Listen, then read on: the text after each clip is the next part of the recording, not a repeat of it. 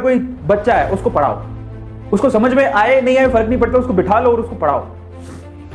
और मैं अपनी टाइम में क्या करता था कि किसी बच्चे को नहीं पढ़ाता था, इनफैक्ट मैं क्या करता था कि सामने पिलो पड़ा है, पिलो को ही रख लिया, हाँ भाई पढ़, उसको तो पीछे चांटा भी मारोगे तब भी चलेगा, उसको कौन सा लग नहीं है, तो हाँ पिलो वो नहीं होता सिराना, उसको रख लिया, हाँ देखो ऐसे से होता है। मैं करता था, मैं बहुत करता था।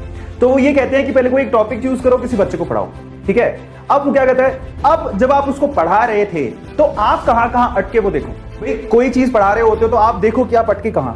अब खुद को तो समझ में आ जाता है, इंसान खुद से तो नहीं झूठ बोल सकता, समझ में आ गया। तो खुद को समझ में आ जाएगा कि आपने मिस्टेक्स कहां करी, उन मिस्टेक्स को आइडेंटिफाई करो और उन मिस्टेक्स को फिर से रिव्यू करो। रिव्यू का मतलब आप किसी टॉपिक को पढ़ाते टाइम कहां पे अटके, आइडेंटिफाई करने के बाद क्यों अटके, कारण क्या था, क्या तुम्हें उस कॉन्सेप्ट पे क्लैरिटी नहीं थी तो टॉपिक को खोल के देखो, कॉपी को खोल के देखो जाके, या फिर जिस टीचर ने पढ़ाया था उसने कैसे पढ़ाया था उसको चेक करो। रिव्यू करने के बाद फिर से उस टॉपिक को उस बच्चे को पढ़ाओ, क्या सिराने को पढ़ाओ। जिस वक्त आप खुद सेटिस्फाई हो जाओगे कि नहीं यार अब तो मैंने जो पढ़ाया बेसिकली वो प्रॉपरली उसे भी समझ में आ गया होगा, क्योंकि मैं इस चीज को समझ पा रहा हूं, तो समझ लेना वो टॉपिक आपको अच्छे से याद हो जाएगा। फिनमेन टेक्निक बहुत ही अच्छी टेक्निक है जिसमें आप किसी बच्चे को लेके सिराने को लेके काम कर सकते हो।